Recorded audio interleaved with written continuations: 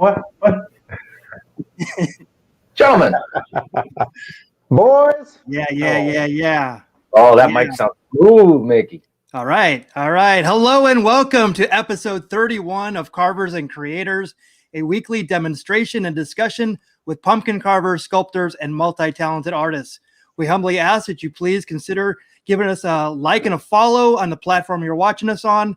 And please let us know in the comments where you're watching from and if you have any questions for the carvers. We don't have a guest this week, but it's just the three of us, very intimate setting, a very special Carvers and Creators. My name is Michael Mondragon. I'll be running the show, moderating comments, and chiming in from time to time. Let's meet the Carvers. First, he's an artist and sculptor from Boston, Massachusetts. He is the 2019 champion of Food Network's Outrageous Pumpkins. Paul Dever, welcome. Hey, happy Thursday, guys. Nice. Oh, dog heard me. You're very big in the dog community. I am. I'm huge. I'm like a My dog. dogs are very big in the community right now. Next, he is a multimedia sculpture artist from Tucson, Arizona, and a finalist on Halloween Wars 2019 on the Food Network. Matt Harper, welcome. Daddy. Yeah. Coming live from a kennel. Yeah, Right now I have the entire kennel of Tucson. Apparently, there's some wind blowing past my house, and that always gets the dogs going. That'll do it. Anyway, yeah, perfect timing. Glad to be here. So now this is a different situation here, Matt. You want to introduce the third, not guest, but third member of the crew who never gets a real, true introduction. Tonight we get to meet Mickey. Like we get to dive into Mickey's art. All right. The multi-talented Mr. Mondragon. Well, thank you so much. I definitely wow. I'm also big in the dog community too. My art is actually curated and curated by dogs and sold to dogs. Perfect. But yeah, I look forward to that because, Paul and Matt are the master carvers. I'm just a novice. I'm just getting my feet wet. Or what is it? The pumpkin shavings on my hand, as it were. But I also am an artist, but we'll get to know that. We're just going to get to know the Carvers and Creators today. So that's what we kind of plan on this show. First, let me get to what we did last week. This was Matt's from last week. I like it. Well, do you have anything to say, Matt? Yeah, it's just so cool to be on with Steve Casino, and we were just super excited to kind of see all of his stuff. And just by chance, the things about the shape of a peanut, these dumb things, color even. But the wheel chose what? Disgusting. Repulsive villain. And so. Yeah. This guy doesn't read villain, but he reads repulsive. He's having some drooling issues, and yeah, it was super fun to make, and just to be in the presence of Mr. Casino. Great guy, great guest. Yeah, that was a lot of fun. Yeah, man, I think you did a great job with this. I like the broken nose, the eyebrows. That's something that we don't normally see. I never do it. The eyelids are fantastic. The whole thing's great. It's carved really well. The drool. Thank you. He's repulsive. Super expressive. Yeah. And this was Paul's from last week. Oh my God! Like the comb over, it's the cherry on top. It's so awesome. Steve's commented on it, and I agree with him. Every good villain has a comb over. That's true. Part of the reason they became a villain. That's right. Love it. The warts are amazing. They like there's like the one by his eyes going in, and then he's got the one by his cheek that are coming out. That's just brilliant. Love it. He's scarred up. The one on his the one on the right hand side that looks like it's going to pop. It actually makes me kind of. I know. It's like it worked in the picture. You want to go in and be like, just give me, let me. Yeah. let me get in there. Face. That's why he's got all those other scar marks, because he just sits and scratches at him. Because he's also got a meth habit, apparently. Oh yeah, well he's a villain. Of course. Right. Most villains are meth heads. Good point. Yeah, Jan mentioned Steve, insanely talented. His villain was completely insane. Yeah, totally. Yeah, he's great. But I've yet to see him post it though. Yeah, if he's watching, you better post it. Yes. So the fourth member is the wheel, the wheel of the hollow wheel, we've called it, the center spinner. It goes by many monikers, but there it is. Paul is displaying it. So let's get into it, Paul. See what we're carving. We actually have some other selections on there, don't we? Yeah, well, we've spun Villain a couple of times. So we got rid of Villain and we've replaced it with Viewer's Choice. So that'll give you guys a chance to chime in if you want to see us carve something particular.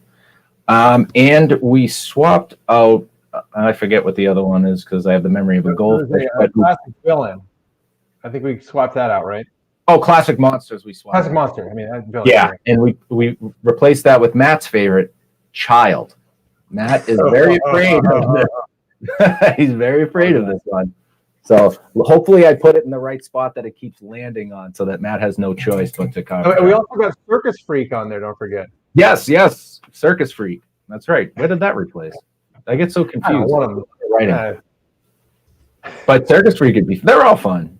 It's all good. Are we ready to spin? Let's do it. Okay, let's see if I can keep the train alive and get the same exact thing as 3 weeks before. Superhero. Damn it. You son of a... I knew it. Not my first choice, which is good. That gets you a little uncomfortable. All right. Then superhero is going to be... Please be charismatic. Please be charismatic. Drowsy superhero. Damn you, Wheel. WTF, Wheel. Yeah, no Circus kidding. Freak would have been so much fun. Well, next week what I'll do is I'll just spin the wheel like one click and we'll just put it on what we want. Right? That's the whole point of the wheel. We got to be uncomfortable with the situation. Yes. And we can also do a consensus of like one right, one left. We actually pick whatever's right next to it. Oh, I see what you're saying there. I kind of like that. Well, yeah. the wheel has its own brain, so I don't think we can't trick it. Right. We're trying to manipulate the wheel somehow. Oh, I can just write the same, whatever I want to carve is just going to be written over and over again around. Yeah. Right. Or in big letters to fill up every space. Perfect. Right, cool. Yeah, Jan wants to see the Circus Freak. Yeah, I think we got excited about that ourselves. You got 3 of them right now. Ding dong. That's right. Oh wow. So we're going to give you 5 minutes to, if you're going to carve with us, to grab your tools, pumpkin, squash, other perishable item. While we do that, let's go around the horn and see what we're all drinking tonight. Matt, did you get anything? I actually had to run and get mine during the 2-minute intro. I got something exciting tonight. Ooh. Only because if you have a long week, sometimes it's I don't know, it makes you run a little bit faster to the bar area in your home. And so I've apparently been doing that this week a little bit much because the bottle I had last week that I was so excited to show you is Angel's Envy. Whoa. Is that what that is? Oh my goodness.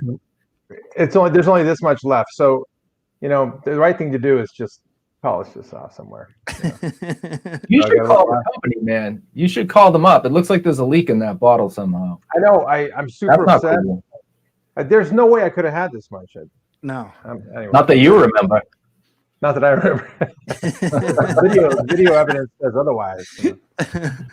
What do you got, Paul? Well, because we are in what are we in February, and right now we're getting another snowstorm here. It's there's a ton of snow here right now. I'm gonna go with from Wormtown Brewery in good old Worcester, Massachusetts. This is called the Blizzard. The Blizzard of 78. Stop focusing on my face. Oh, look at that. Nice. That's an amazing can. Yeah, and it is a brown ale brewed with coffee beans, and it's pretty good. And it is very fitting for what we're going through right now. So, wow. I like it. Yeah, there's the artwork on all these craft brewery cans is so cool, and it's such a really neat. I say it's like punk rock right now, where there's artists and brewers all coming together and making great beer. And Wormtown, I've actually heard of. I've actually never had the opportunity to have it, but I'm looking forward to it. I mean, that looks really cool. And yeah, I'm sure there's a whole story behind that Blizzard of '78 too, which I should look into. Oh, you don't know what the Blizzard of '78 is? I guess I should have. That was in 1978. Okay. There was a blizzard. Really? You tell. Yeah. How about you, Mickey? It crippled Boston. It was back before the Doppler was as accurate as it is today. So they weren't expecting anywhere near as much snow as we got. I think we got 18 or 20 inches that storm. And so the whole state was basically shut down. People abandoned their cars on the highway and everything. So the Blizzard of '78 is like that's the one everybody. It's like like when your aunt or your uncle is like, I used to walk to school uphill both ways, barefoot. They're always like, you don't know what snow is. I lived through the Blizzard of '78. You're like, oh, okay. Wow. Oh, that old chestnut. Well, now I've lived through the Blizzard of '78, so I got news for you. I'm in the club. Well, Matt and I grew up in Arizona, but we lived through the Blizzard of Oz, that Ozzy Osbourne album. So that's there right. you go. That's pretty much the same. Well, actually, the only thing I would say would be equivalent. The only thing I would say would be equivalent is we in 1991 or 92, it got to 123 degrees one summer, and it was they couldn't land planes because they were afraid they were going to sink into the tarmac. Yeah. Wow. So it was like a legit thing, and but all week it had been going up to 118, 120, and it got to 123. And they made T-shirts about it. So it's the same kind of thing. The girls would be like, "It's 115." I'm like, "It's not 123, kids." Yeah. You weren't alive. Yeah. So that's the same. I'll add to that. That afternoon that happened, it was like 93 or so. I played basketball that afternoon because in Arizona we just play soccer. We don't care. It's just hot, right? You just do it. And the amazing thing about that temperature is that it was 122, 123, somewhere around there. They measure that temperature in the shade. Wow. That's what it was in the shade. It's not in direct daylight. So direct daylight, it was probably like 150. 250. It was 3 years. Who the hell? It was 3 hours, 2.5 hours. Yeah. It's like a turkey. Yeah. It's a dry heat. The humidity. It's the heat. It's not the heat. Yeah. It's a dry heave. Yeah. It's a dry heave. Real quick, my new favorite Anaheim brewery is Radiant Brewing, Forward Motion Hazy Pale Ale. This is my buddy Kevin, who lives in Anaheim. This is literally stumbling distance from his house. So actually, he walks there but stumbles back, and so he got me some of these. So looking forward to it. And it has been a beer day. So yes, I agree. Good. Well, at least you're not drinking water this time, Mickey. Yes, well, of course, and it's got some really cool artwork on it as well. A bit Punch Drunk Very Love. Cool, if you've seen that movie, it's a bit like that. Ooh, that's a tough one for a first drink, but I'm gonna find a way. Yeah, but it's an easy one for the second drink. It's like that first glass of wine. Yeah, the second glass, I'm like, ooh, this is pretty good. Right, so we're going to get to know us a little bit more in our work while you guys are working. So I'll let you guys get to it, and maybe we can put some stuff out there to talk about. Actually, let me do this. So Paul, like when did you start? What year approximately did you start carving? Approximately what year? Let's see. So 2011 or 12 maybe. Okay. Yeah, 2000. Yeah, it's probably 2011 I started carving them for the porch at Halloween because I had my son Adam, and that's when we were yeah, I think so. Yeah, 2012. So like where is this in that timeline? Is this how far in are you when you started? That's like 2 years in. That's when I started making more than the two for the porch. You know what I mean? I was just trying to figure out how to do it. because there were only a couple, the one I keep going back to is Ray. That's the only person I would see that was doing that specific style on Food Network. So it was like mind-boggling how to figure out how to sculpt in 3D. So that first year was just, I did one. The second year, all right, let me try it again. And then I think I kind of flipped the switch a little bit to figure out how to kind of round shapes and push in. And then I think this might have been the third year because I did a whole bunch from that year. Yeah, I like that one. Amazing. So that's an old. Yeah, so you glued on that snout, but it works perfectly because the wrinkles are hidden right there. That's awesome. Yeah, what's funny is when I ask, like when little kids look at it, they're like, "Oh, look at the pig with the sharp teeth." You're like you. And the other thing, if you do a big round one and you just do like a nice funny face for the kids, they all think it's Slimer from the Ghostbusters. Like it. So, but yeah, I like that one. I like the stem on that one. It looked like a mushroom. Yeah, it's still totally unique. I thought it was. I was going to ask you about it if it was something that you put on there, or was that's the way it came? Cheating? No, that would be cheating. Is it? No, that came like that. That the farm down the street from me that year had such good pumpkins. I think that's why I did a bunch of them. Every pumpkin had a cool stem or a cool shape. So that to me is a big part of when you find a stem that's really cool. It's just as important almost as a really cool shape. I mean, I used to just go after it for the shape, but after a while you're like, man, that stem is so awesome, and it like kind of tells its own story sometimes. So I agree 100%. That's you're just looking for a character, right? You're looking for something that draws your eye to it, or something that you look at it and say, I can work with that. That looks cool. Yeah, they're super cool. Like just going through some of the ones. Like I haven't even seen any of these. These are amazing. Well, because they're 10 years old, 9 or 10 years old. I think that's the first butternut I did, actually. Oh wow! And we had just gotten chickens, and so I wanted to feed something to the chickens. Yeah. So I had that, and I was like, well, if I open up the top, maybe they'll peck at it, and I can get a cool picture of them eating it alive. Eating his brain, yeah, right. Zombie chickens. So that's why I did that. Yeah, these are tremendous. Yeah, I'm Paul. I'm the same way you are. I start looking at my old stuff, and I'm so critical. I look at my new stuff and I hate it, let alone the stuff I did 5 years ago or something. Well, you're not supposed to like stuff, remember?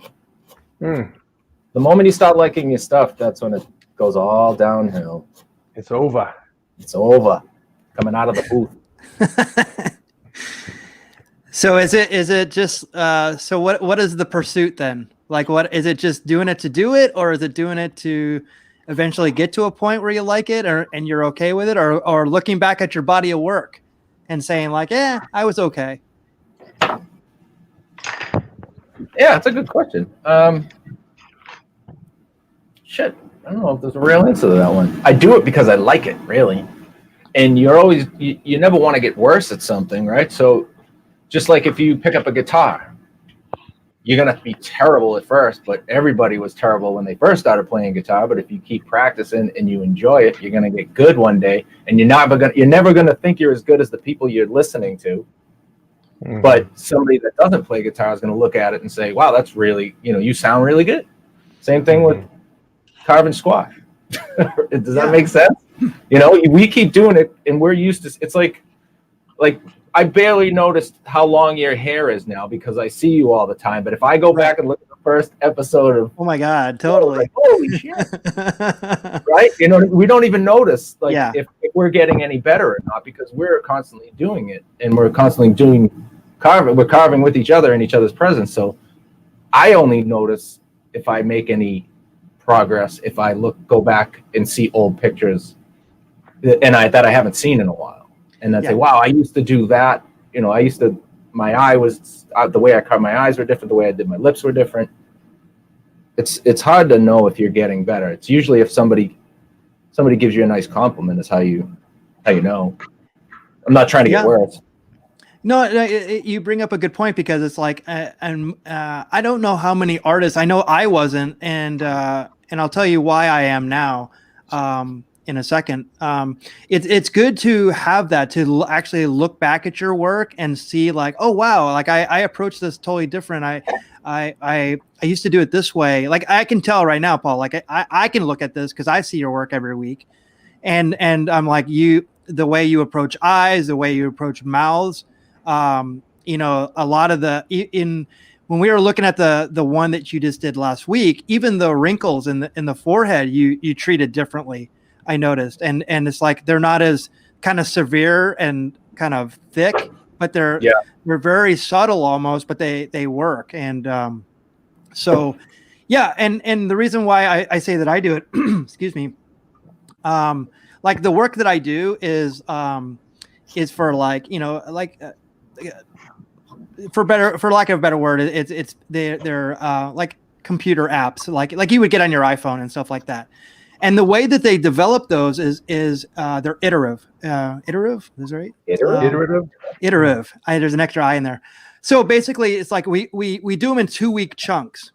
So we have to we go in 2 weeks and then we review what we did good, what we did bad. Then we go on and we keep on doing that every so often. And in doing that, we learn like, oh wow, we have to do these things differently. We have to do this differently. You know, we should have been better at this. We did this good, but we did this bad. And when you do that, you start losing kind of like the attachment to being good or being bad at it. You try to be more efficient at it. Yes. So I think that's, would you consider yourself more efficient now?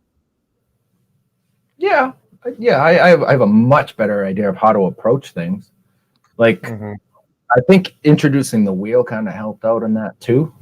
Seriously, because if you have printed out reference and, you know, you already have a game plan, you know, hours before in your mind, and then you're mapping out every step, that's really being, you know, the 5 Ps, proper preparation prevents poor performance. But if like right now, we'll put on the spot, we spin the wheel and we got to go. I don't get nervous about that anymore because I'm prepared mentally, even if I don't have any reference to look at. I kind of know where I'm going to start, and then as it progresses, I know where I'm going to finish. So I'd say in that aspect, I've definitely figured out I'm more, what did you call it? Proficient? Efficient? Yeah, efficient and proficient as well. Yeah. Hey, what are we carving again? The very, very proficient of you, Harper. I'm being drowsy superhero is tonight's subject. Oh, son of a Mary of. Dean Murray says, I like big stems and I cannot lie. Oh, Dean, you sick bastard. Actually, a question from Melly Mel. Did anyone previously carve wood, ice, clay, or anything else before pumpkins and squash? Yes. All of the above. We're going to take a look at that stuff, right, Mickey? Yes. And thank you. As if Melly Mel was a plant, not a plant, but we do have a lot of our past work that we're going to show tonight. So there actually is some very interesting things. And Matt, you did a lot of mediums that a lot of people wouldn't go into. So and did it very well. So we're going to go into that. Let's look at. So yeah, stay tuned for that. And Paul has some really cool stuff too. I mean, but the things that you were doing with the stems here are super cool. And so I don't know if you can see that. You kind of have to look closely, but it's actually holding a phone and taking a selfie, right? The duck face. That's when everybody started doing that face, when that kissy face. Was driving me out of my mind. Paul, the duck face. The duck face, yeah. The duck face. Yeah. Of all the things to be known for. Yeah, exactly. But I love how I mean you're you can see your. I've seen this one, Paul. Is this on Instagram? Yeah, it's an old one. Danny Trail, machete. Oh, son of a bitch! I don't think I saw it. Machete don't carve pumpkins. And then you can actually, in the background, if you look way in the back, you could see some clay work I've done there. The gorilla. Mm-hmm. Oh yeah. Yeah. That's an old one too. I think that's after the first or second year. So it might be 2017. So that's getting up there 4 years ago. Yeah, but these are, I mean, how long did it take you to do this? I mean, you doing pretty quick? Way quicker. Yeah, that probably took me 2 hours from start to finish. Wow. But but that's another thing. That's something that I noticed I've got. I think I've said it before too, is I feel like I'm getting much slower because I'm taking my time. There's no rush to finish. I always felt like there was this clock of interest. You know what I mean? You get bored with something and then you're like, well, that must be it. Now, if I not get bored, but if I start to run out of gas to, stay focused on it, I'll just wrap it up and store it in the fridge. And then it might be the next day, might be the day after. I'll go back when I feel like, all right, now I've got a fresh eyes for this. And I'll go in and spend another 2 hours on this little tiny thing. But I'll put in all the extra wrinkles and I'll smooth out all that stuff that I never really used to give any attention to. Mm. I stopped putting a time limit on it is really what happened. Did your time, well, sorry, you actually extending it, but also like, did it also extend because you kind of knew how to use your tools?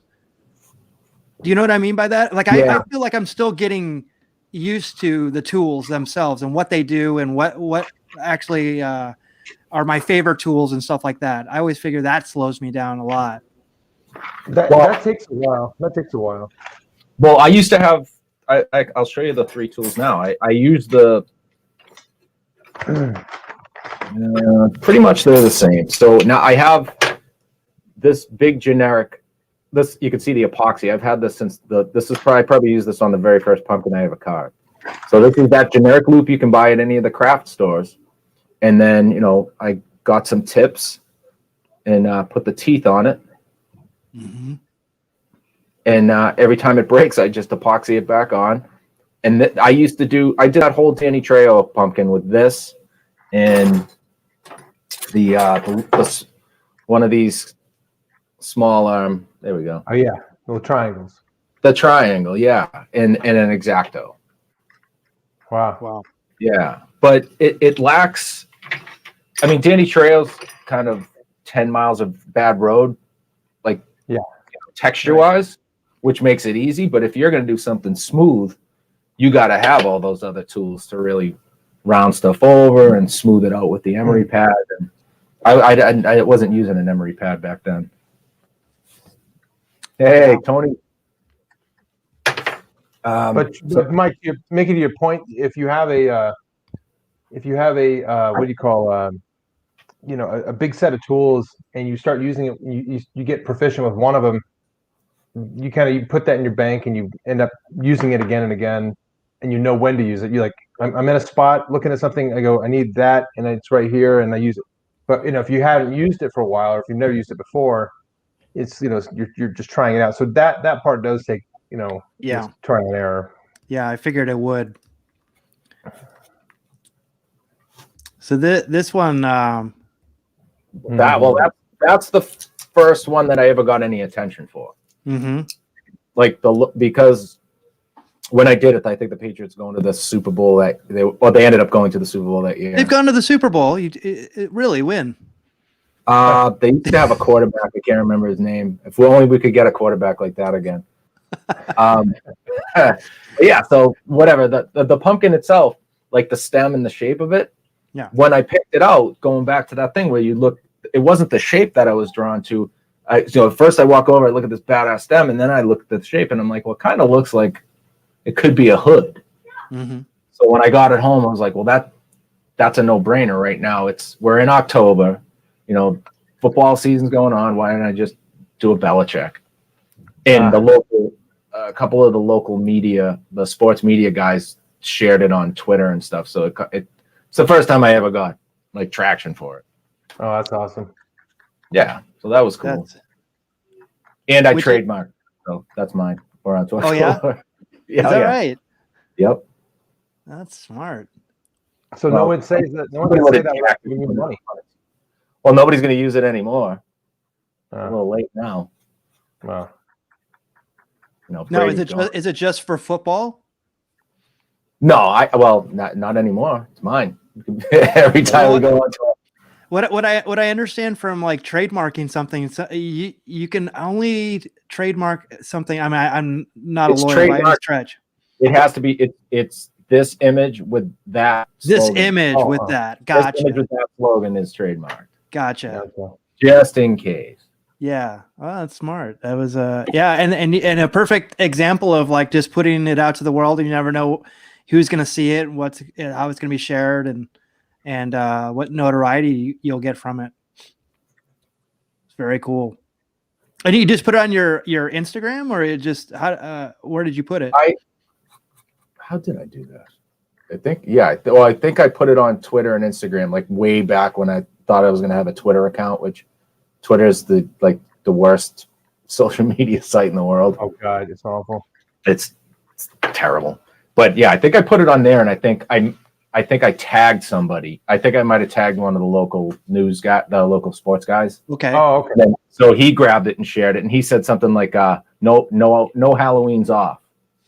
You know what I mean? So there was a bunch of slogans. They kept adding slogans to it. So, but yeah, it made the rounds on all the local websites and stuff. So that was pretty cool. Well, and also obviously it's October based, so it's going to get a lot of attention, being pumpkin and everything. And you're putting that together too, so it's it works on so many levels. So yeah, well done. And obviously the Frankenstein. I was looking at this one closer as I was kind of photoshopping it into the deck and stuff like that. I'm like, there's so much detail in this. It's so awesome. I'll tell you what, this one, I do the same thing. And Matt, we just talked about it 2 seconds ago about not liking your stuff. This one, I have no idea how it came out like that, but I love it. I really like that one. And it's another one that I did really fast, and then the nose is glued on. Oh, wow. And, Really? and I think you see the zit on the end of his nose? Yeah. Mm-hmm. It's not a zit. It's the friggin' toothpick. I went too far. So it was a mistake, but it actually worked out with the lighting and everything. Happy accident, right?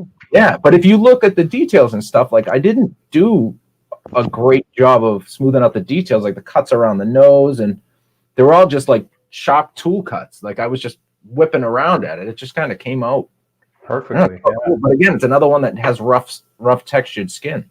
Mm-hmm. Those are kind of easy. It's when you really when you're trying to sell realism, that's the tough part. Yeah, but that's got the random enough skin where it totally plays it, and you know exactly who you're looking at. And that nose is just tremendous. I mean, that's like a human nose right there.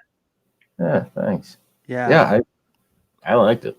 And it's when I first started getting commissions, like people would hire me to make pumpkins for them. Oh, and I was like, well, I'll give you can get a scary one or like a happy, whimsical one. I really don't do portraits. I don't like to copy it, specific things. It's got to be from me. It's got to be a creation. And the guy that I made this for, he was just like, dude, make whatever you want. Just, he gave me a size, about yay big. So it's like a 40 pumpkin. So I found a perfect pumpkin, and then I just whipped it out. And as soon as it was done, it was like a 45-minute ride to meet him, and I just drove it down to meet him. Drove down and drove it out to him. So I had it for 10 minutes after it was done. It was in the car being shipped off. You got your photo. You got your photo shot. That's kind of all you can ask for. Matt, right? you know that. You get that photo, throw it away. Yeah, that's right. It's dead to me. The extra bit of detail that I love is this in the forehead. This used to have stitches. All the stitches are out. The stitches are gone. Yeah, they're gone. Do that a lot. I did it on the pirate too. I noticed. I keep seeing. I'm circling back to old stuff that I've done, but I'm trying to do it better. You know what I mean? Like the same thing. First time you pick up a guitar, you suck. Second time, maybe it's a little better. So you go back and try that song again. Yeah. I don't know why I'm doing guitar references all night. It's my try drums. You know that. Well, it also makes you think too, because I'm like, okay, because I did stitches in mine because I did. I mean, one of the first ones that I did, with like a little shrunken head, but I tried to put in the stitches, but I never thought about not having in the stitches. What would that look like?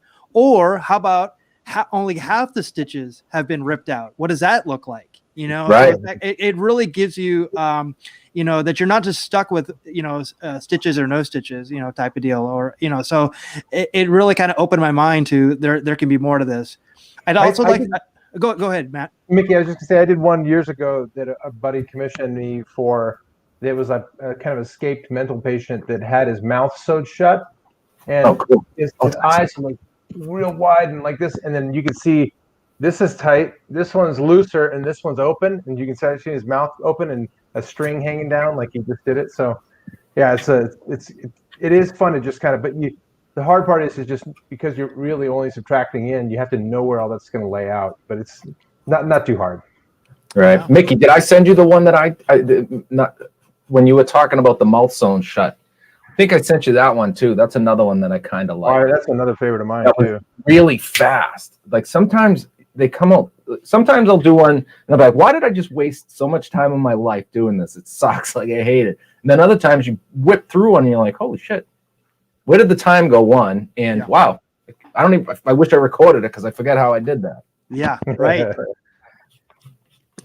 Yeah, and you were using the guitar analogy. I said this to my son whenever he would get frustrated with anything that he was just starting. I'm like, you know, you're not going to be like a virtuoso after, you know, I didn't use virtuoso, but or I didn't say the way I said it probably was like, you're not going to be Jimi Hendrix, you know, after like 2 minutes. So It's like you're going to have to work through, you know, who you are in this and what your level is, and just keep on working at it. And it's like, I think we put a lot of pressure on ourselves. Was this one of the first times that you used? What are that underbite? Yeah. What are those? The teeth. It's just potato, and so that one isn't that old.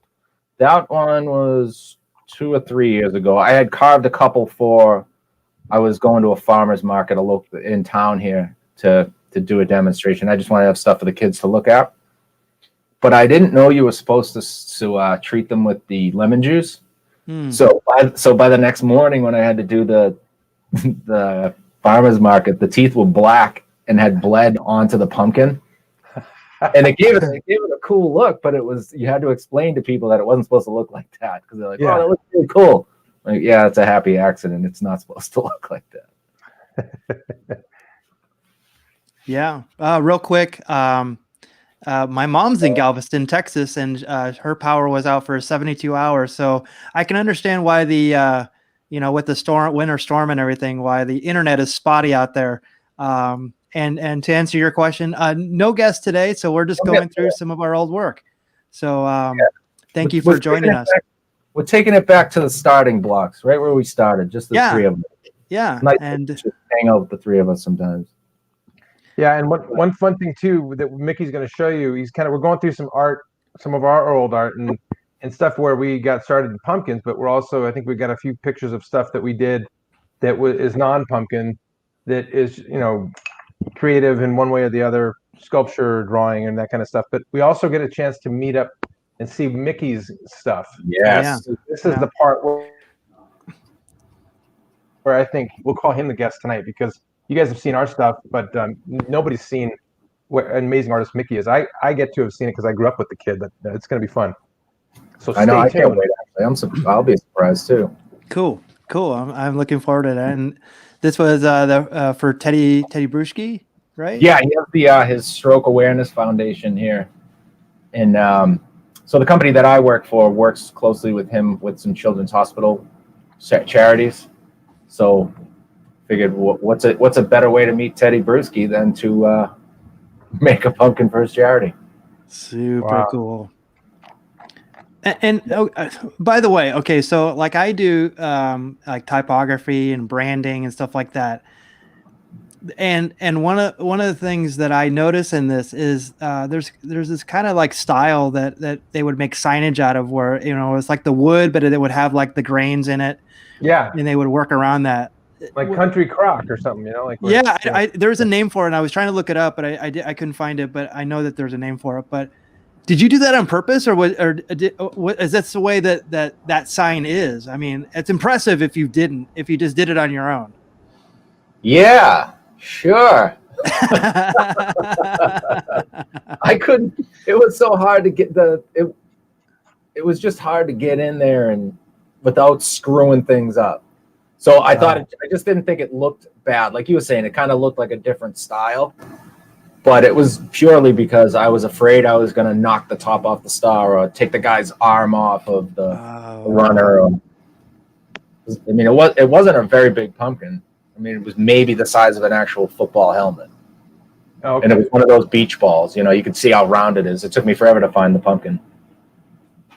So, yeah, of course I did it on purpose. Oh, my God. I mean, no such thing as an accident. I'm telling you. I mean, I know that the work that goes into that. So if you did that efficiently as anyhow, it's like even for me, like that's what I would do. But putting it on a pumpkin would be definitely a challenge for me. I'm like, you killed it. It's so good. Oh, thank you. That's my second attempt at trying to do that too. Wow. Not that specific one, but that like the etching, kind of using the linoleum tools and stuff. But then you painted that black as well. I mean, gives it such depth as well. Yeah, well, you know what I did is I painted it on first, and then removed. Oh my God! Skin to try and. I mean, it's not perfect, but you can read. It says Teddy's team, right? And there's a 54. Yes, absolutely. It's close. I would have never done it the way you did it. I would have done it and then tried to paint it afterwards, which would not have worked because it's more like etching. You're right. Yeah, you'll stain the skin. You kind of want to get beat up with the ink. Oh my God! But I learned that from John Davis, who we've obviously had on the show, and John's amazing at doing like real pieces of art. You know what I mean? So I've watched him kind of work on that stuff, and he was like, "Oh yeah, always do the paint first." Wow, that's so cool. And then these. That's in Chicago with John. The stuff on the right side is John. We always share the same booth, and the stuff on the What year is that? That one is 2018. Oh, a couple years ago. Okay. Yeah. So those are about 100-pound pumpkins. The Creature from the Black Lagoon, I'd say, was about $130. That was a pretty big pumpkin. Wow. Yeah, typography is difficult. That's why I want to do it. So. I have to do more of that because that's in my wheelhouse. But you told me before, Paul, that I should definitely go out of my comfort zone, which is probably the way I'm going to learn the most. Yeah. What is Christina asking? Do I have a flat X-Acto? Is that like the little sword? I think I have a kit. Yeah, I think I have a kit that has that in there. I've never used it though. It looks like a little friggin' war weapon. Yep. Yeah, I think it comes with one of those kits. No, I just use it's a linoleum cutter. It's just a wedge, like a little V shape. There's different sizes of it, and you just slide it in. It just takes a little valley out of it. Oh, like the little screw. You screw in the different ones on the ends. Yeah. Yeah, exactly. Yeah, Jesus, John's pretty amazing with it. That's my friend. That was the first gig. Oh wow. Yeah, that was 2016. 2016, 2017. That's my sons and my nephew. Cool. That's awesome, and they're going to be carvers too. They already got swords. They're ready to go. Yeah, they're ready to go. I try to get them every year to carve pumpkins. They're not ready yet. They will be one day. They will. But yeah, that was the first gig I had, and that's basically the same space you're looking at now. You can see the fish tank. Yeah. Oh yeah. Okay. Yeah, that's an old one. Super cool. Now, the question was out there: have you done anything besides pumpkins and butternut squash? And you have. Jabba the Snow Hut. You know what the best part of that whole thing was? Is that I was trying to keep the kids outside and we're playing around and doing all this. This was a long time ago. The kids were almost babies. And they loved Star Wars, so we had enough snow, so I did that. And the moment I was done, they were like, "Can we beat up Jabba now?" Just like a pumpkin, I took the picture and said, all right, guys, go ahead. And they beat the piss out of that thing for about a half hour. You couldn't tell what it was. Yeah. All that work was done. That's funny. I don't think I have a picture of it, Mickey, but I did a big sand sculpture of an elephant one time on the beach when my kids were really little in Florida. And it was really soft, nice sand. I spent a long time working on it. It was fun. But my middle daughter at the time, I think she was like 6 or something, and she'd go and touch it and pet it really softly, and we just loved it. And we left and came back the next day, and it was all, someone had walked all over it and stuff, and she started crying. I was like, this is temporary, honey. This is all. And she just missed. She was expected to go out and see the elephant again. And I'm like, honey, But yeah, I can commiserate with you, but I think I had the other end of the spectrum there, Paul. I had my kids crying instead of trying to help destroy it. Oh, I have more videos of my kids beating pumpkins and sculptures with whatever they can find, a stick, a bat, anything. They just love to beat it up. They're boys. That's what they want to do. Yeah, boys do that. That's what happens. Yeah. Oh, I was hoping that you said that they beat it up and then they made this. That would have been awesome if they. That would have been awesome. We're getting. I mean, we're not going to get 110 inches of snow by any means, but we'll probably get 60, I'd say. So right now I'm doing the same thing. So for that I had a skating rink in my yard at one point that year, and the back of that. So that was at that point like 9 feet high, and it had a sledding hill like that wrapped around with a big berm, so you could take the tube. And it would whip you all the way across the yard. It was way bigger than it looks in that picture. Wow. But yeah, I broke 2 shovels, 3 trowels. That was like solid. So I wasn't worried about killing the children under 900 pounds of snow right there. Yeah. That thing was solid. No. Yeah. Well, that's for Kristen. That's the white chocolate. Well, I didn't make the cake. I had like Market Basket make the cake, but I did the cake topper. Is that at a fondant or is that clay? It's homemade modeling chocolate. I followed how to make my own modeling chocolate. And I had to mess with that on Halloween Wars for the first time. I never touched it before or since, but it was super fun because you make something out of it like clay, but the longer you work on it, the more it melts. Yes. If you had that feeling. Yep. But I kind of liked it. I mean, if you know what you're doing, like if you have a good game plan, you can bang it out pretty quick. You don't even get to that point. Yeah. Yep. So Paul was, we got to have 2 more people in this photo on the show. I got to get Frank on the show, and we got to get Casey on the show. There you go. So I think we've done well that we've had as many people from this picture alone. And I love them for it. They are awesome. I'm so happy that I met them all. Yeah, that's amazing. That's a hell of a, when you look at that picture, everyone kind of knows, especially in the pumpkin world, who those guys are. And you've had all but 2 of them on the show. I'm super proud of that. That's fantastic, Paul. Yeah, and hats off to everybody in that photo for just being awesome people. Yeah, it's a really this is a really creative but also supportive community. So and then the artistic community, I've been really happy with how open everybody is and just sharing and just coming on and so we have a lot of episodes in the future that are going to be really great as well. So it's been a lot of fun. So actually, I mean that's Paul. I mean, this is cool. I mean, we should do this. We're definitely going to do this again because we have so much work to show. But I wanted to showcase. You gotta stop showing stuff about me. We're running out of time. All right, I'll move on. I'll move on to Matt. There we go. Look at that thing. Yeah. So as if Gila monsters aren't scary enough in Arizona, Matt made a huge one. This will tell you how big that actually is. Yeah. Wow. Tell us about that, Matt. Yeah, I got commissioned.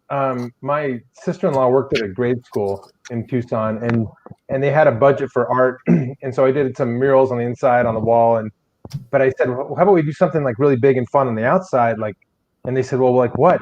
I had just been working with a friend who makes these massive dinosaurs that go to like these, the parks they have where you walk among the dinosaurs, and they're just cement, but they're very detailed. And so I worked with him for a long time, and just kind of, I won't call it an apprentice, but just I was a hanger on, just to anyway, tons of fun. But I was like, how about I make a big Gila monster? And they said, okay, sure. So I made a big 12-foot giant playground piece for the kids, and they still use it to this day. It's been I don't know, like 15 years or something. So yeah, that was super fun. So it's rebar. Like I made a skeleton out of rebar, and then I put this lath, which is kind of like metal, like chicken wire, but a little bit thicker, and wrapped it all with that, and then transported it in a couple pieces to this thing. And then when I got it there, I coated it with many layers of cement, and then painted it. But it was a ton of fun, and it's on like you can't see it because it's covered with the rock, but it's on a cement base that I dug and put in like where the body sits and where the hands sit, so that if it gets really wet or something like that, it won't just erode and knock it over. But it's pretty damn heavy, so it's not going anywhere. It's pretty awesome, man. Now, let's explain to everybody watching how tall you are again, to get a perspective of how big that thing is. I'm 5'1", and that is, I think your leg is 5'1". I was gonna say you're 5'1" times 2. I'm 6'6", so that thing is pretty big. That's that thing is amazing. Is that now? So is that near you, like where you reside now? Yeah, it's like a town away, but it's not too far.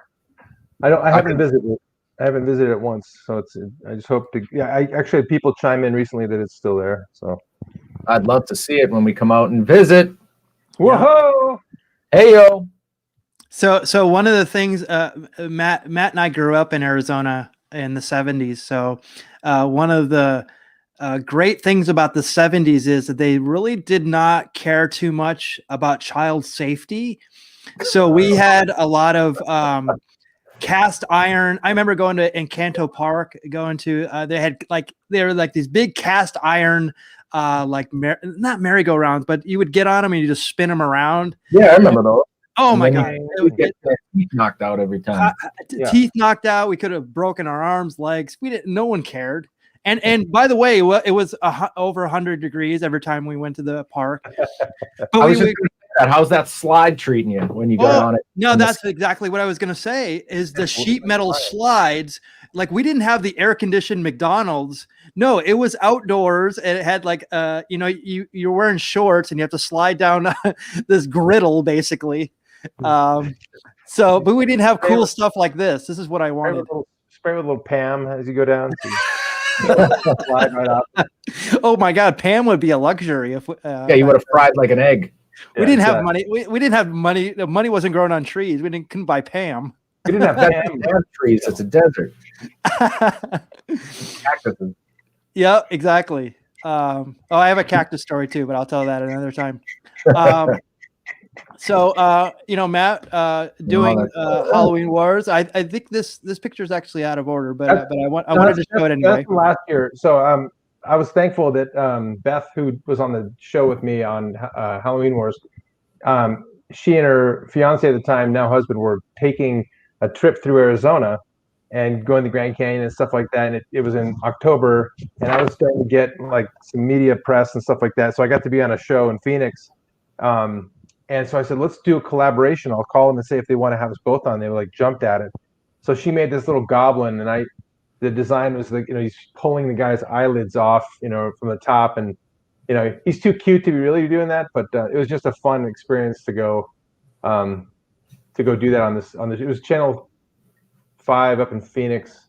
I don't know if it's NBC or something, but the fun part, that little tiny pumpkin behind her, if you can see kind of a little sketch of a face, they totally spun it on me, and it was one of those things, Paul, and you probably have been through this, where they said, hey, we got a pumpkin right here. Can you make a face? We have 5 minutes or 30 seconds till we go to the next promo or whatever. And I was like, no, okay. So I grab it and I'm like, scrape. And then they're like, okay, Matt, 5 seconds. And they turn it around. I'm like, what the hell? So you can barely tell there's a face there, but that was like a 30-second sculpt right there.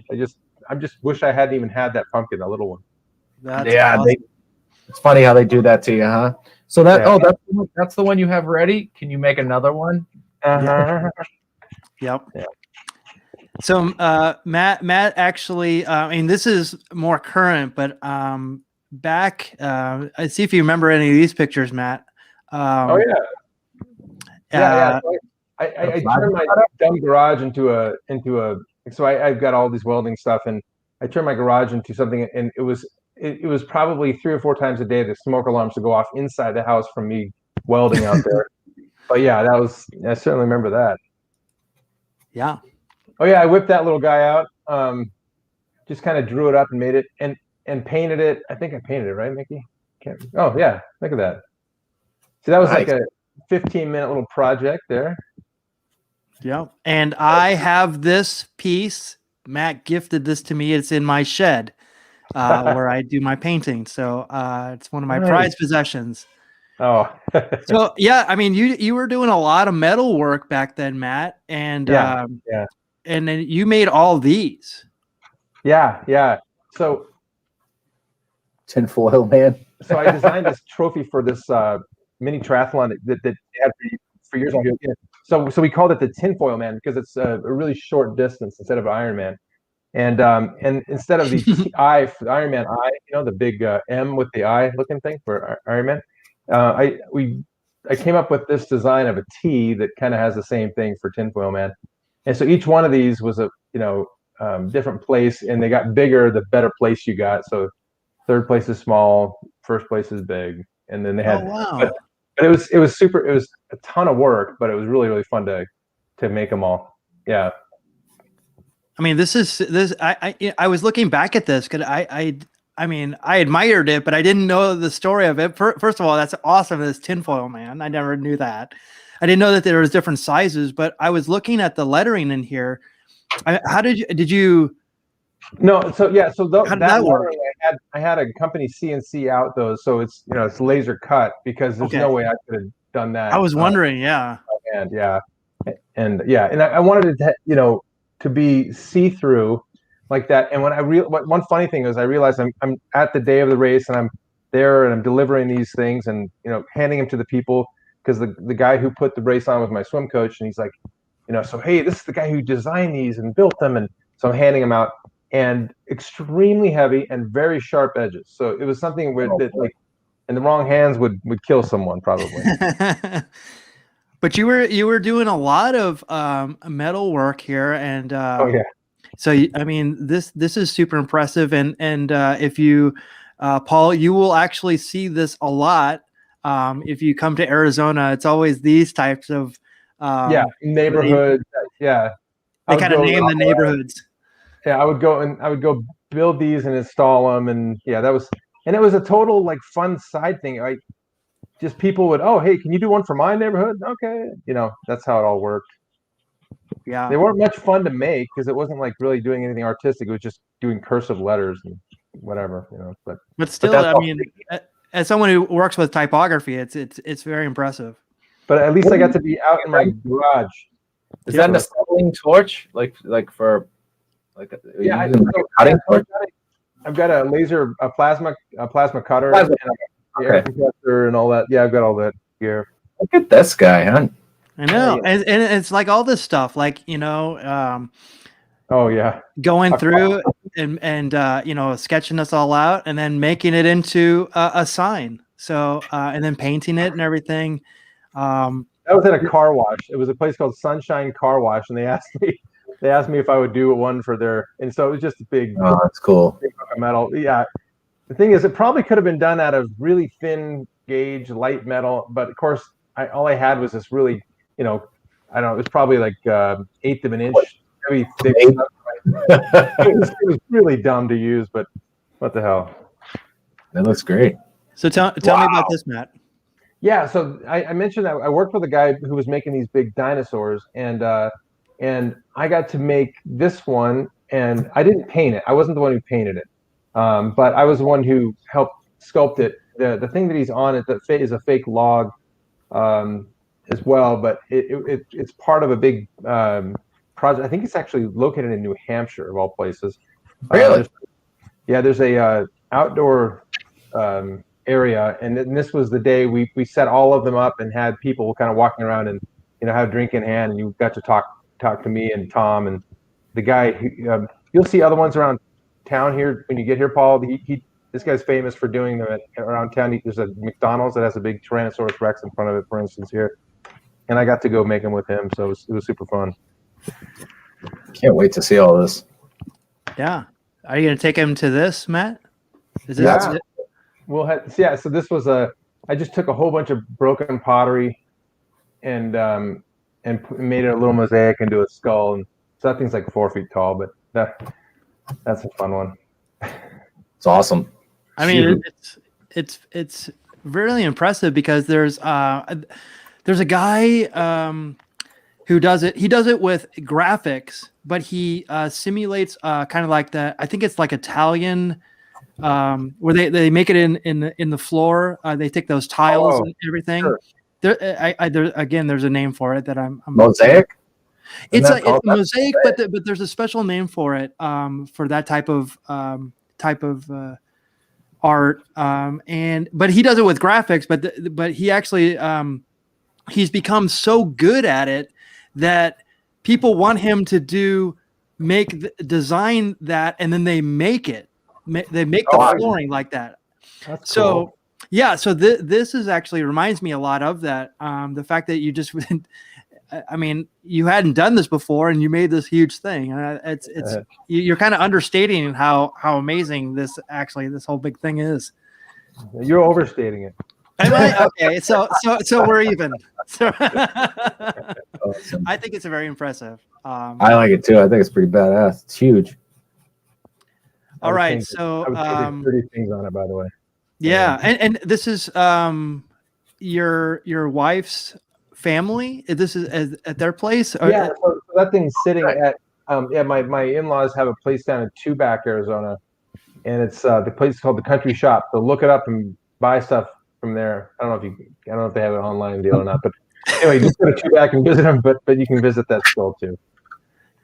Well, that's awesome. And this has been great looking at Paul and Matt's work. We'll definitely have to do this again because there's so much more work that I'd like to show you.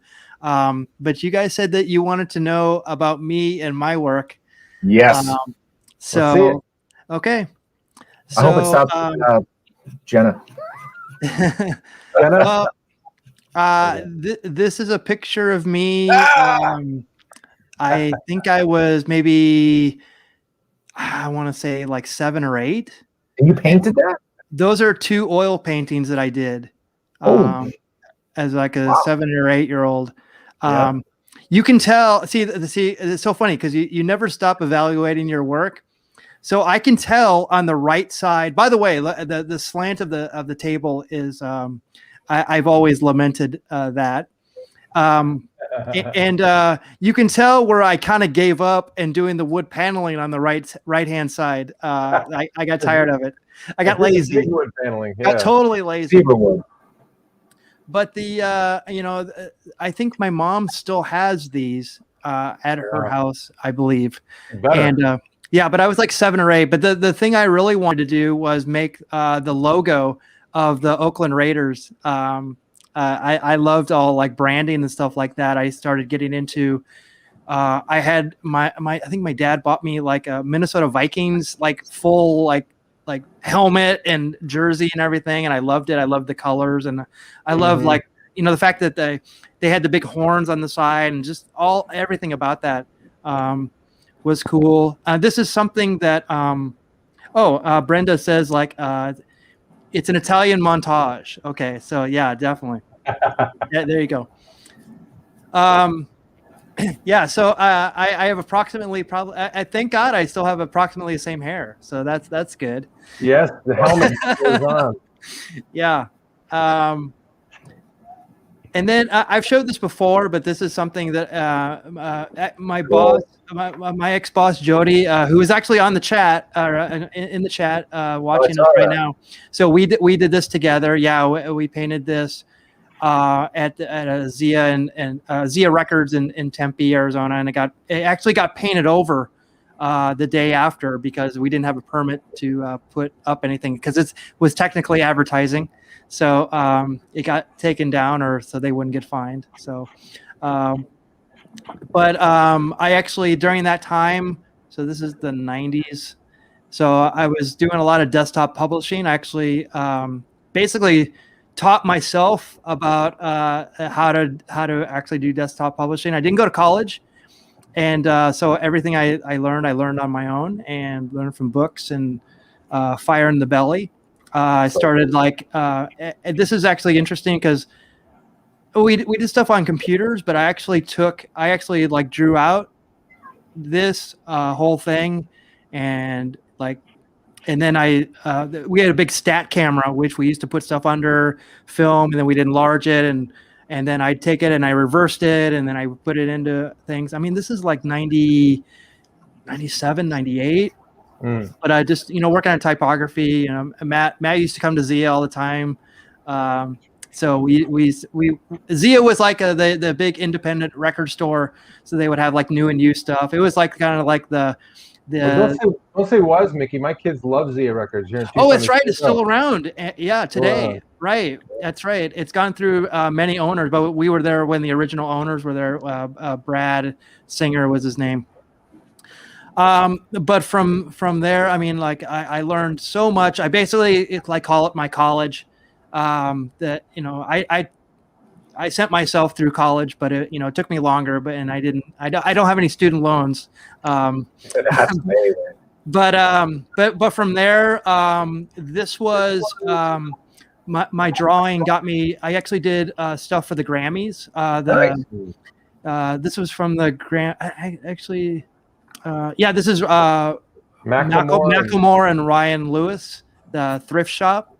So I did these drawings, which actually I have them out of order, which I'll show you in a second. But I had to do a whole bunch of hand drawings, and then they would put them, project them. So it was supposed to be kind of gritty. It was supposed to be like a storyboard type of thing in the background. So while Macklemore and Ryan Lewis played, and then this was for the Academy of Country Music Awards. I did a thing. I actually made this Photoshop thing that went in the background. So they made these kind of virtual sets. And so none of this exists. I actually had to take pictures of stuff and then color it, but they wanted this feel for it. So I actually did all that for the background. Wow. This is for an artist named Sarah Evans. Sarah Evans is amazing. Yeah. So she was just getting popular at that time, I think. Here's the thrift shop. So I had to draw this whole thing out. And then it was for every lyric they had something. You couldn't tell when it was kind of projected, but for every lyric they had a different sketch for it. Wow. So they just kind of made it go all around and stuff like that. So that was fun to work on. Weirdly, this was kind of a cool thing. I actually did a Christmas card for Beats by Dre. I had a friend who worked for Beats by Dre, and they needed a Christmas card. So I actually this is all illustration and stuff like that. And so I made this whole thing, and I wound up getting more work from it. And through that, I started doing UI UX work for their engineers and stuff like that. So the very first Beats music app, I actually worked with the guy who developed that app, and I gave him all the screens and stuff like that. It was just from this Christmas card, weirdly. And I actually worked at in Los Angeles at the Beats by Dre big office, and it was literally like Office Space where I kept on getting moved, and then literally I was out on where people were smoking outside at one point because I couldn't be in the office because they had all these projects. I can talk about it now, but they had this big. It was like a monitor, but it had a Beats by Dre sound system in it, and they were gonna put that out and stuff like that. But I wasn't allowed to look at that or even know what it was. It was all these projects that they had. Did they give you a swing line stapler? Yeah, I did. I definitely felt like that. I couldn't even see my monitor because of the sun and stuff like that. It was kind of funny. Thank God it was fun. But through that, I was doing a lot of logos and branding. I mean, my passion was baseball logos and stuff like that. So interestingly enough, we have a mutual friend. Matt and I have a mutual friend named Bob. We'll call him Bob Log the Third, and he's actually a very very famous guitarist. He's played on like Lollapalooza. He's played in all these different bands, but he's super popular. And so I do like artwork for him and all these other things. Like I've done hundreds of branding logos. I mean, this is basically what I would do all day, every day. Through that, I would, do T-shirt artwork. I would do branding, but I also did in the late '90s. I was really doing like VHS art. I was doing DVD art, Blu-ray art, doing the screens, that the menus and stuff like that for that. When that was, and now it's basically like what basically the same interface that you would have if you go to Netflix or Hulu or anything like that. It's all basically the same principle. But as you notice there on the right, it's kind of a wrestling thing. I actually owned a company called Pro Wrestling Guerrilla that was a wrestling pro wrestling. And Pro Wrestling Guerrilla, if you look it up online, it's actually one of the largest independent promotions, not WWE, but a feeder for WWE. And there's another one called AEW. Did you sell it? What's that? Did you sell it off? I actually walked away from it. I was losing so much money that it just didn't make sense for me anymore. But they still continued doing it and actually made it a lot. They made it very successful. So I'm very happy for them. Okay. But that's it's kind of it's for me, it's like an old girlfriend, talking about an old girlfriend. I'm just like, we had a good time and we no longer see each other, and good luck. But I actually was actually a professional wrestler from 1999 to 2011. So my artwork and I actually designed my whole costume, and I designed other people's costumes and stuff like that. And so yeah, I've gone around the world. I've gone to Japan, England, Germany. I wrestled in Alaska, Hawaii. I wrestled on MTV. There was an MTV show that I wrestled on, and I've been on other TV shows. And you're a Maxim. I didn't get a chance to put that in there. I was actually going to put that in there, and I was actually featured. I was featured in an article in Maxim magazine. Yeah. I have Mickey. I have the magazine. I can just go grab it and show it to you if you want. Oh, okay. Yeah. See that? Yeah, it's great because it shows Mickey like in his costume eating Fruit Loops at the table, in his costume doing like his mundane day. Yeah. I'm like taking out the trash and stuff like that. Yeah, you should definitely. Okay, give me a second. How much time? We got 15 minutes. All right. We're fine. We're fine. I'll go grab it. This is great. Wow. And I know exactly where it is. So. Listen, I don't mind running long if we get to see that. Yeah, I actually like in Los Angeles there was this very popular. It was more popular in a kind of a club environment, but they would get like 2,000 people like every show, and it was at this very historic place called the Mayan Theater, and it was called Lucha Vavoom, and I wrestled there. That's where the picture is on the right. They had the world's largest mirror ball. That's actually the world's largest mirror ball. And so that like they would lower it whenever I'd come out and stuff like that. And it was they're not so much wrestling fans as they were just like, it's just more like an event. They have like burlesque and like lucha libre wrestling. And then these very famous comedians would like talk during our matches and stuff like that. And I remember like they had like Patton Oswalt and Dana Gould and Bobcat Goldthwait, the Sklar brothers, and Tom Kenny, who was the voice of SpongeBob, they would do all this commentary over our matches. And one of the things that that I think it was Tom Kenny who said to me, he said about me, he described me, he goes, "This is what Tom Cruise would be if he was straight."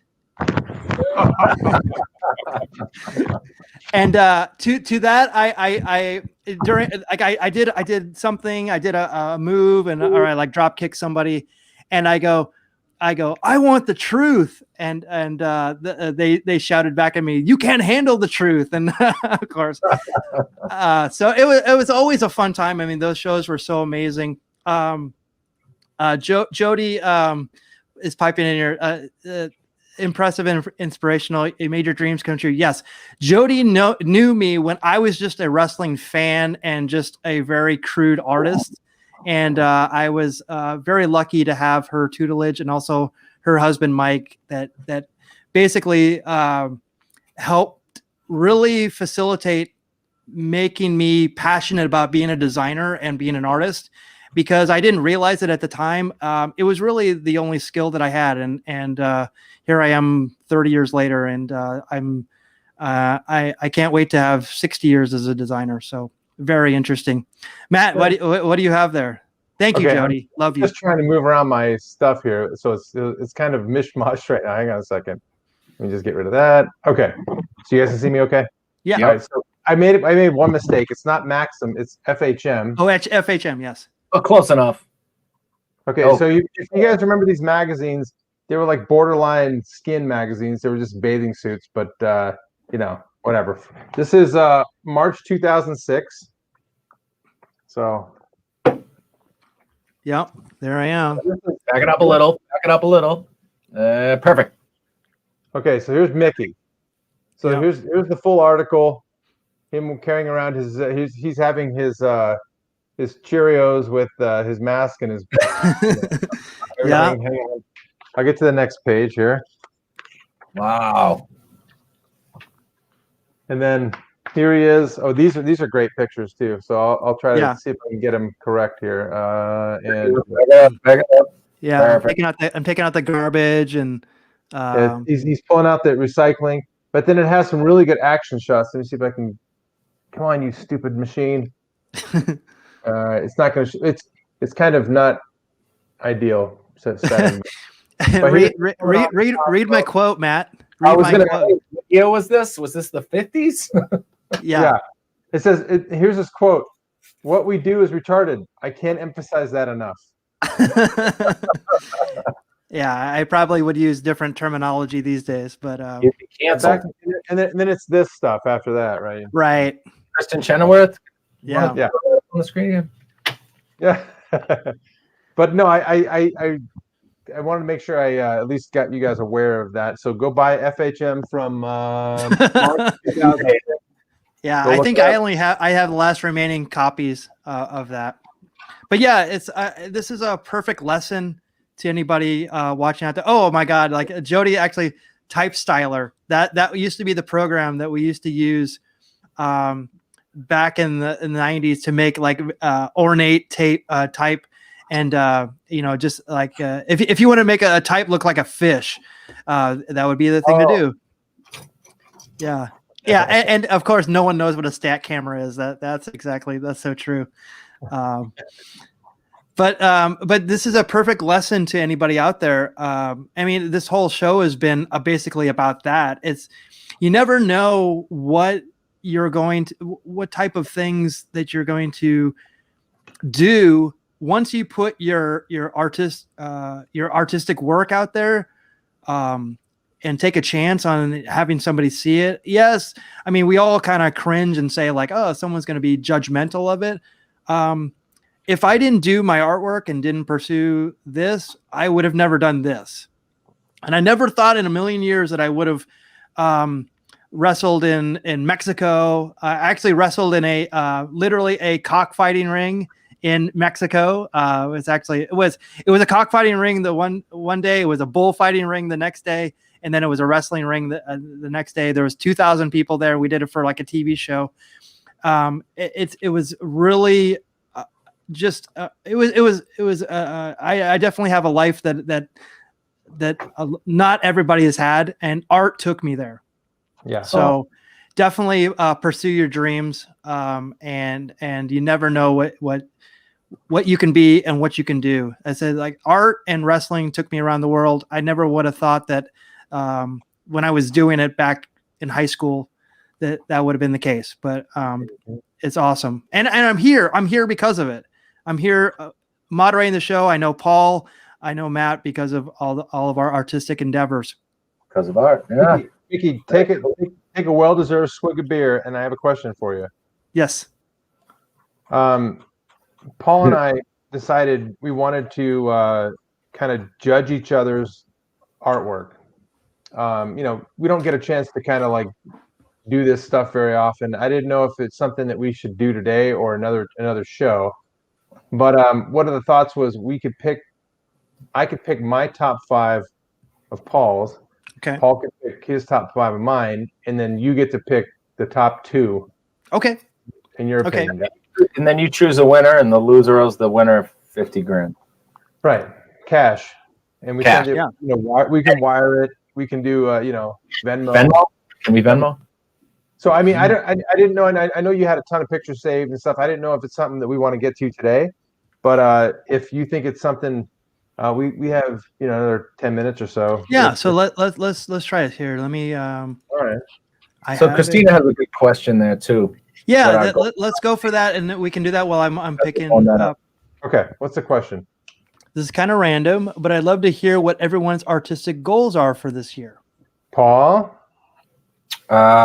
Don't screw up. It's very tangible. Yeah. No, I don't know. I don't have one. My goal has been met and far exceeded from when I first did the show. The show was the goal. Like I would goof with my wife Lenore, and we'd sit on the couch watching the show and be like, wouldn't it be funny if like I actually could be on one of those shows? Could you imagine? Now that you always sit around and go, could you imagine, like, if you watch a movie, imagine if I was in that movie, that kind of thing. So when I did the show, it was kind of like, well, shit, check it off there. I guess I'm on to something else now. And then just by accident, I'm sitting here with Matt and Mickey, just by fate, by being, doing art and in the circumstances surrounding the last year. So my goal for this year is to just keep this going. Mm-hmm. I'm going to go out and visit Matt and hopefully Mickey coming up in April. And we're hoping to do maybe a little Carvers and Creators magic while we're out in Arizona. So that'll be cool. And other than that, it's just keep creating and trying to get better. And if opportunities come my way, then that's just fate. The stars align. But I'm very happy doing what I'm doing. If I'm doing this in 2022, I reached my goal. That's awesome. Yeah, and I'd have to. Paul and I are very agreeable in that regard when it comes to, like, at the end of the show, we kind of all do the same thing. It's become. But I'm going to totally agree with you, Paul. I think, to me, my goal for 2021 is to keep the show going. We're 31 episodes in, spanning back to last year, and the guests we've had on, I wouldn't have even imagined talking to most of them in my lifetime, let alone having the chance to carve or create with them. I mean, it's a dream come true. And then I think about, like, Food Network or other potential shows and stuff like that, and it's almost like, right? That'd be cool, but this is cool, and I love doing this. So my artistic goal is really just to continue carving with Paul and Mickey and talking to really amazing artists. And then as it goes into, like, the fall, just keep accelerating and just having more fun with it and inspiring people, because that's I didn't know I was going to get as much out of it as I have inspiring people. Not that I'm inspiring everyone every day. No, you are, Matt, and don't sell yourself short on that. And this has been, I think for all of us, it's been definitely one of those things that, I mean, there is a bit of accountability when it comes to creating that this show kind of brings to us, that every week you have to do something. And so that's good. And but we also get to talk and hang with the different people. I don't think that would have been possible, but I think that now we can definitely talk to other people. They kind of get what we're trying to do, and they love being a part of it. So I want to know what. Go ahead. I'm sorry. I just I want to know what her goal is, and she's asking us. What is your goal as well? 2021 goal as well, because I mean, I think Mickey and Paul and I are kind of aligned here. I'd love to know what people out there think, what they want to do for 2021, because if nothing else, if you keep creating, stuff just happens. And I think we've talked about it 20 times on the show about if you're just always doing something and forcing yourself to do it, then good things happen. Yeah, I mean, like last year was really tough. So, but I feel like when we started thinking about that, when you guys started like kind of generating stuff, because you guys were stuck at home and doing this, and then I came on and I saw you guys were having so much trouble, and I was like, let me show you what this new thing that I'm into, and the platform that we're doing this on is was a big part of this, and then while you guys are creating, and then I've created these decks and everything, has just become just a nice hang. But last year, I mean, we've done 31 shows. I actually have a Tuesday night show that we've done 50. So wow. Between that, so like and then on YouTube on that channel, we've done 100 videos. So I'm like, this online has become like our creative outlet now. Yeah, it has. And 100%. Showing the people what we do, right? So if we were to do a show, if we go all the way through to next year, right? So that's 12, 48 more shows. Shit, that still doesn't put us at 100. No, isn't that crazy? Wow. I know. But think about it. I mean, we're at 30. This is 31. So, I mean, that's close. Jesus, almost a year, right? I mean, 8 months. So the hardest part is just turning on, flipping the switch, and actually just being here every week. That's the hardest part. The hardest part is showing up, stopping your life to sit down and have fun. Yep. What a tough project this is. Yeah, exactly. So I mean, I did it from camping. I look forward to this. I got to tell you, I really look forward to it. Oh, me too. Yeah. So to have art be my only revenue, that is very, very achievable. It's I said we could have a whole show on this. We have. I feel like we have talked to a couple of guests about monetizing, like making it your goal. But who do we do? Mark and Chris had that great story about how they were just in the back of cabs in New York City, just trying to figure out a way to make it work. Yeah. And I had an art professor tell me, do what you love and everything else happens. Now that's very happy and theoretical, and, hold hands but you got to pay bills. But I think if you're committed to art, there's no reason you can't. I mean, you're going to go through bad times like you would, any other thing. But if you're just committed and never look back.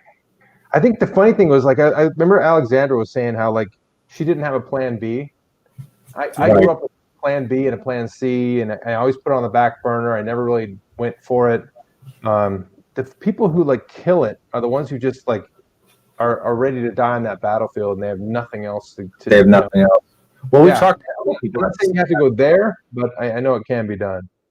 We've talked to a couple of guests that have said that, like, I was thrust into this because there was nothing else. Like George was in Greece when the economy collapsed, and he's like, I lost everything. Like, I had to figure out something to do.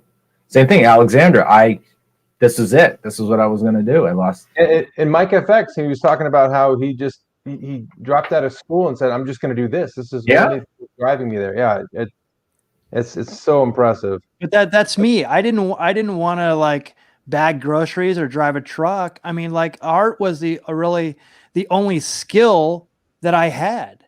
So, and when you think about it that way, I mean, Matt, you're coming from, like, you're having a family, and then you're trying to get into art, and then there's every reason not to have that. But if you started in art and didn't even worry about it, you would have much less qualms about it, because you're like, this is what I do. I might have to do something else eventually, or supplement it.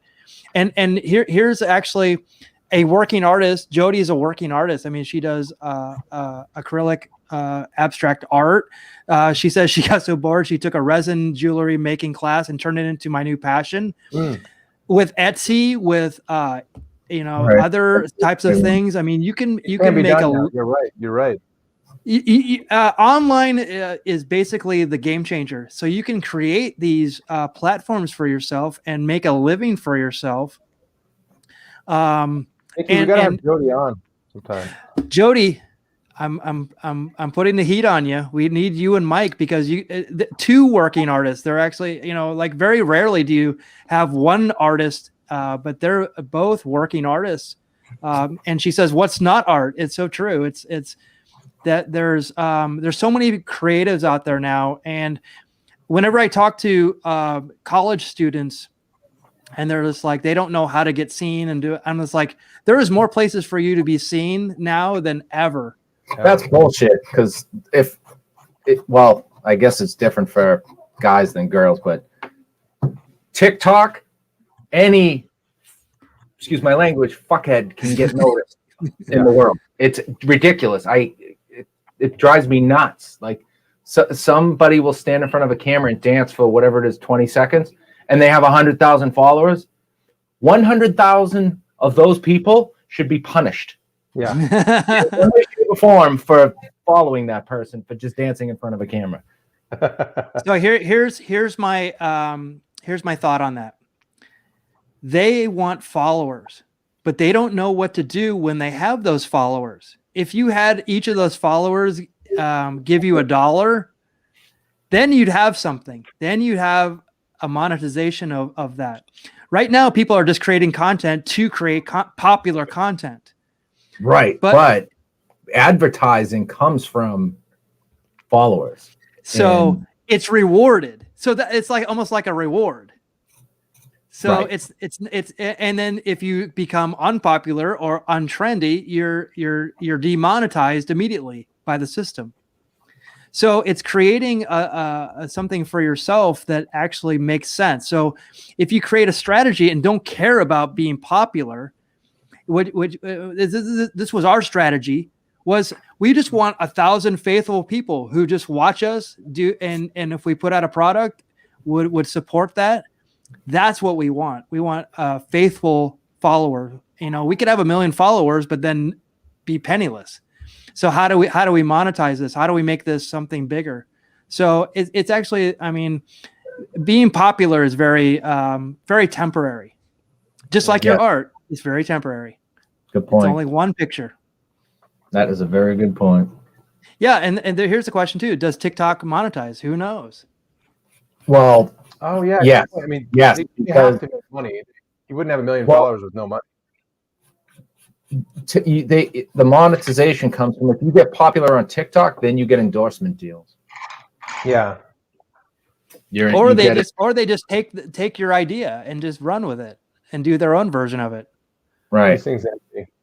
But I mean, crazy is a couple of artists that we know have jumped into TikTok. And, it's all gone. Yeah. Damn it. Oh, mad. That leak. Now wait, you got to clean it up off the carpet. It obviously leaked out. I'm saying a couple of artists that we know have actually jumped on TikTok and become really popular, but they're putting out like legitimate content, like fucking cool stuff. So that's like, that gives me hope for it. But then craps pops up on like Facebook feed or whatever it is, whatever social media app it is that keeps popping them up. And it's like, okay, let me click on this. It must be interesting. And it's literally somebody lip singing to a part of a movie with music in the background. And then it stops. I'm waiting for where the cool part was. And then I look and there's 500,000 likes. Yeah. And it's like, delete this app right now. All stupid people. Yeah. The pressure to monetize art or any passion is so difficult. It can kill the soul of an artist sometimes. Well, like think about think about the artists who didn't have social media. Like what did they do? What did they do to stay passionate? Why can't you take that model? It's like you have to, obviously we all want to be popular. We all want to be recognized for what we do. You're very competitive with other people in your same field, But at the end of the day, you really have to like assess what you want, what your goals are, and what you want to do. If you want to put something out once a day, it should be because you want to put out something once a day, not because someone else puts out something once a day. No, but So, Nikki, I agree with you, but I also think that there's two streams of thought. You have an artist who has a comfort zone of like the wheel pushes us in a different place, right? yeah. One comfort zone that the people that just like are super afraid of that is not as scary as doing the wheel is learning how to be an accountant for your own self and standing your ground when you talk about how much this art is going to cost and getting paid up front and denying work and telling somebody who's a friend or family that, you know what, I'm glad you like my stuff. I'm not going to make you free stuff because I know you. Those kind of things.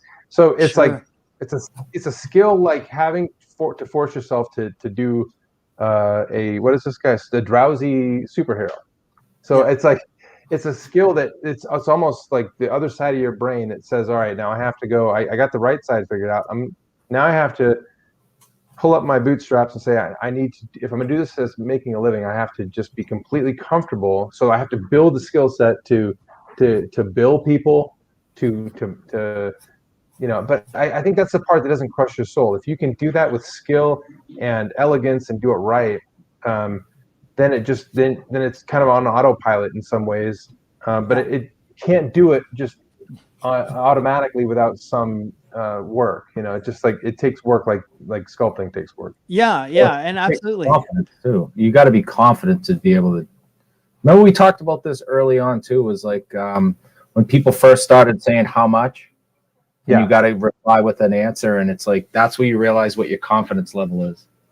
When you can actually say, well, it's X amount of dollars, and somebody goes, "What are you kidding me for a pumpkin?" It's like, well, I'll tell you what.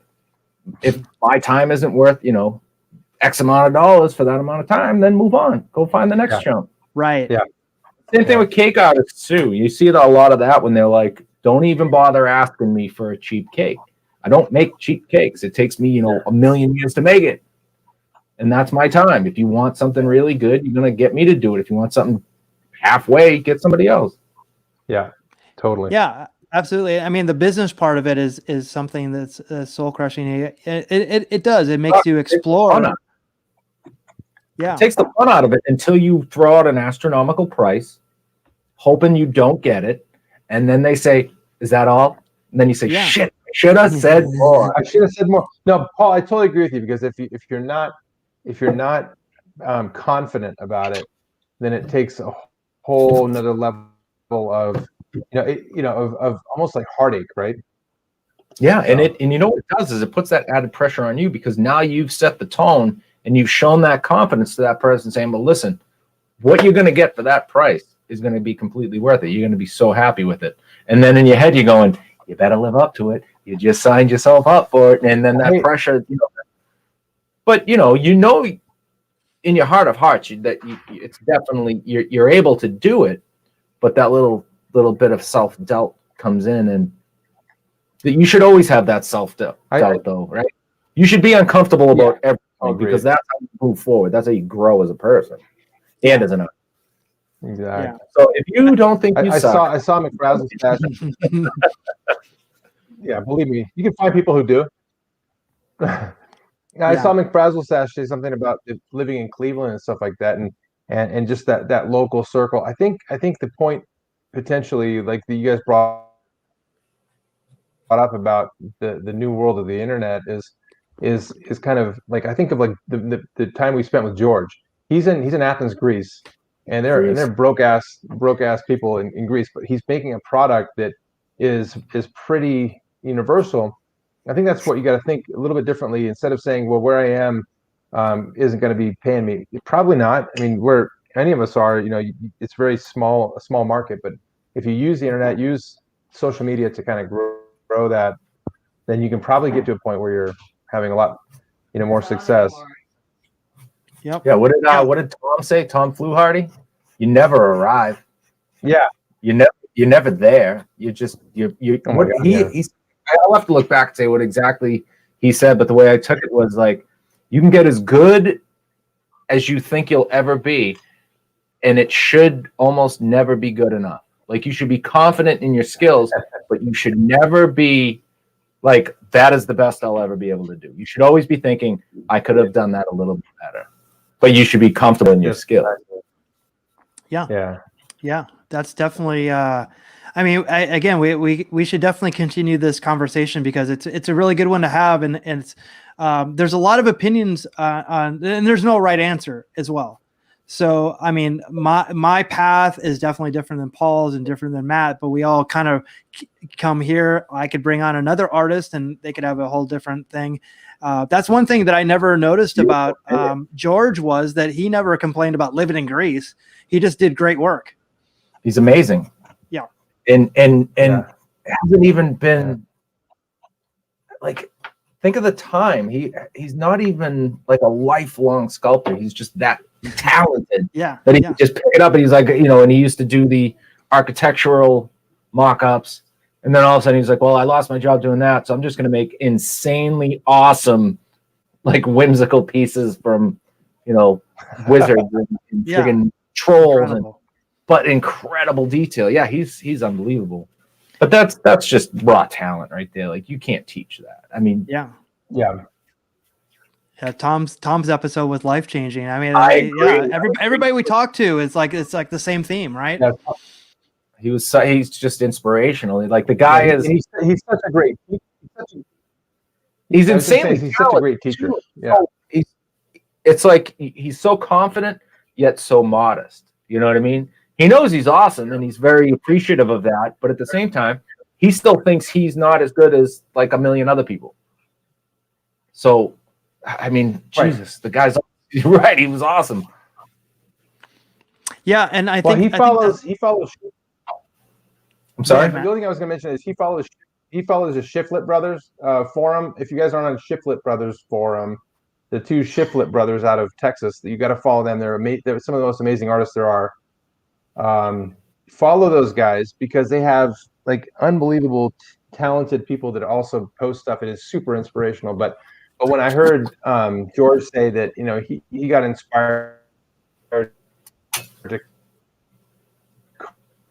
getting a little glitchy on us because just following those guys.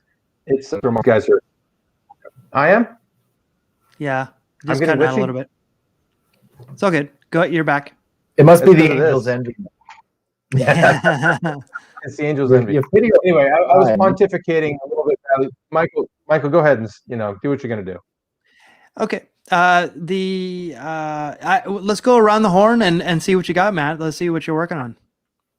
Wow, you made some progress, so, dude. Whoa. Far from done, but I'm gonna have this guy yawning, and he's gonna have superhero hair and some drowsy eyes, and he's gonna get a little dimple in his chin. So it's got a long way to go, but I'm finding that I'm already getting really close because I've been trying to carve his face so much. But I love how you worked it down up. I love how you worked down up. How you left that top part, like you undercarved it, and then you left that. I don't spot. know. I think eventually this will come off, just because this thing was so tall. I don't know what I can do with this. Maybe I leave it, make a halo out of it, but I don't know. We'll see. That's cool. We shall see. Yeah. The magic of the Paul, wheel. what do you got? I'm just still roughing out shapes. I figure a superhero has to have like a masculine jaw, and I don't know. I might. Yeah. I don't know. There's a couple avenues I'm exploring with this one. So Maddie did the hair, so that's sort of the Superman style. You it's a superhero, but I'm thinking I'm gonna go with the Disco Machine style mask. Oh boy, superheroes wore. And I'm gonna give him that smug. Maybe he had one too many Angels envies, kind of drowsy, shit-eating grin on his face. Matt, I'm gonna need a snapshot of your face later. In that smirk. Yeah, that's cute for him. How you doing? Hey, girl. Hey, what's up, Wonder Woman? Hey, I got to take glasses. Yeah, there it is. Well, we've gone 15 minutes over, but I think it was well deserved. We had some good conversation in there, and thank you everybody in the comments for definitely keeping this conversation alive. This has been a fun episode. Even though we did not have a guest, we thought that this would be a good way to learn about us and our work and what we do.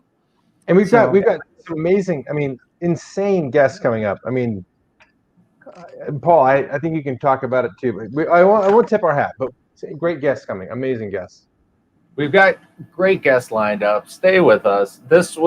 I enjoy stuff like this because it brings me back to when we first started. Yeah. So because we never rely on guests. I never want to say that. We invite people on that we want to get to know and admire. Everybody that we've had on, we admire. And it just so happened that this week there was an opening and a chance to get to admire ourselves. Really, right? I've wanted to know more about Mickey's artwork for a long time, so this was a great opportunity for that. So I was a fanboy tonight too. I had no idea you were in that magazine. I had no idea you were a child prodigy painter. That was freaking amazing.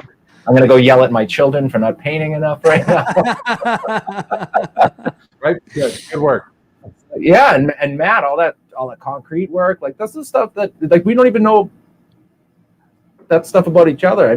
To reiterate, I know this guy and this guy through this. Yeah. I've never met these two gentlemen, and I feel like they're some of my closest friends right now, so that's all going to change in April. There you go. Hopefully for all of us. Yes. Watch out for whiskey. I'll bring out, Mickey, I'll bring some Blizzard of 78 with me. Oh, God. It's delicious. A nice brown ale. You'll love it. For me. For you. Matt, do you have anything that you want to plug before we sign off? Carvers and Creators. Go to it. All right. Paul? You know what? I would like to plug Miss Christina Patnod and Mr. Frazzle Stash. Yeah. Hopefully. You guys are loyal viewers, so get over there and follow them too, because they're pretty talented. Yeah. Yeah. We got to up our game every time they log on. It's like, shit, they're watching again. They're talented. Yeah. Christina says that she's done with drowsy. All right, I'll tell you what, Miss Bossy Pants. When you post another carving, you're doing a lot of bossing around. I don't see any carvings getting posted anymore. I gotta post the damn things. You gotta post them too. I know. Believe me, it's a lot of drama. How about this? We can do one of the next shows. We'll have she or McFrazzle Stash give us what we're gonna carve. That would be good. Well, that's viewer's choice, right? Maybe we can do choice around the wheel. We could give a McFrazzle Stash and Miss Patnod their own little space. Yeah. So, I got it. Don't put my balls and say drowsy either if you get hit. Yeah. Like one can pick one can pick the other. There you go. But they got to do it too. That's the caveat. We're only going to pick their stuff if they do it as well. Yeah. Well, I'll tell you what. I was wondering why Christina didn't post up the pirate, because she had a good point. Are we doing a hilarious pirate? Because it was not hilarious. What's the word? Hysterical. So hysterical funny or like hysterical crazy. So, but I didn't see no pirate. I didn't see a pirate. There you go. So challenge is on. We will be back next week. We have a guest next week. Are we allowed to reveal who that is? See, go. Amazing. Walt Disney. Who's gonna be? No. The head of Walt Disney will be here. So next week, do I have it here? I don't think I see it here. 21. Oh, Ryan Villiers. Oh, this kid's amazing. He's one of the. I didn't think it was real. Some of the stuff he did out of wood, I didn't think could be done out of wood. It's the stuff you're like, wow, this chainsaw carving. You see a chainsaw carving, you're like, all right, you can tell it's carved with a chainsaw. This looks like it's sculpted on a clay. Yeah. It's mind blowing. Yeah, So I'm up to talk to him because I want to buy all the tools that he has so that I can do that shit. I really need to know how to do it like that. Yeah, that's a fun part about this. And like, even though they're guests and we're learning about them, we're actually learning ourselves. You're learning techniques and tool tips and everything. So it's very, very, it goes all around. Like we're learning as well. So yeah, I agree. So we will be back next Thursday, 4 p.m. Pacific time, 7 p.m. Eastern time. Thank you so much for joining us. We will see you next week, and have a great one. Stay safe out there, everyone. Bye-bye. Night, everybody. Bye, guys.